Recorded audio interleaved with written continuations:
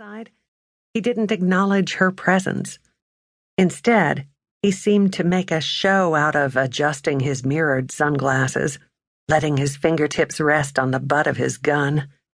It seemed intentional, as if he meant to intimidate her. What an ass, Libby thought. Lowering her window, she heard the breeze lilting through the grass. She heard the drone of cicadas, the crunch of the cop's booted footsteps, her own pulse in her ears. "Smile," said a voice in her brain. "Afternoon," he said. "I was going too fast," Libby said. "Yes, ma'am." When he asked for her driver's license, registration, and proof of insurance, she pulled her license from her wallet and got the insurance card and registration out of her glove box. Other than the owner's manual, they were the only items stowed there. She hadn't had the Lexus long enough to accumulate anything else. She handed them over. The cop gave the documents a once-over, then shifted his gaze along the length of the Lexus.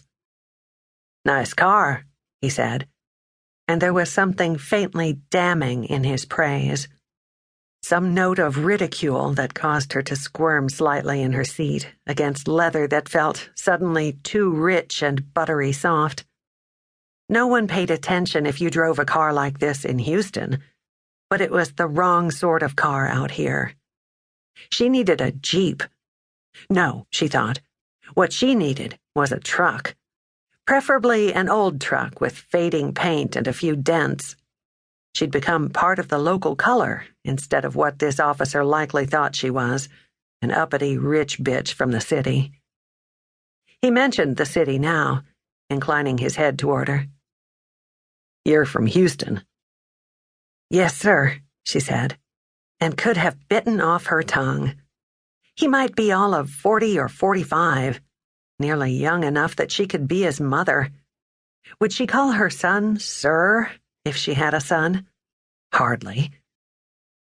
He went back to looking at her paperwork. She looked at the front of his tan shirt. The badge indicated he was a patrol sergeant, and above it, his name tag read, L. Huckabee. He handed back Libby's documents. "So where are you going in such a hurry?" He looked at her intently.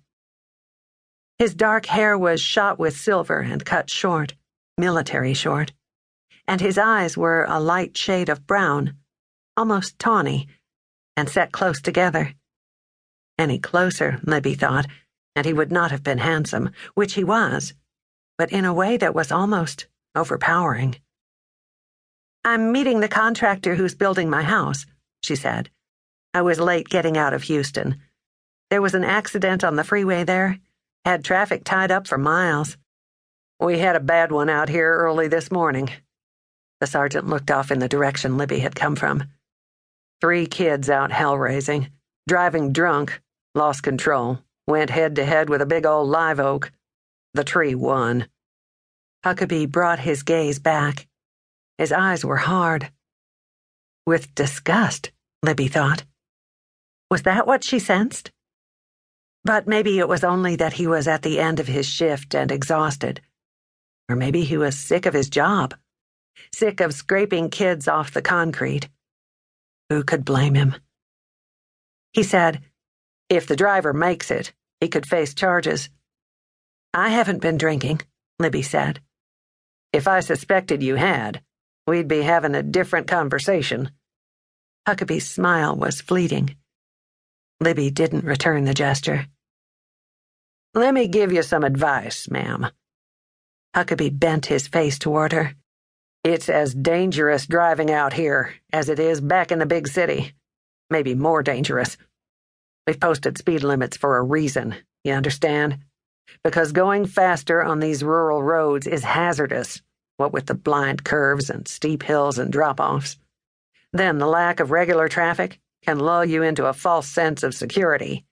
You get to thinking you're the only vehicle on the road." He lightly tapped the lower edge of her window. "I don't want to have to write up an accident report on you, too. You know what I mean?"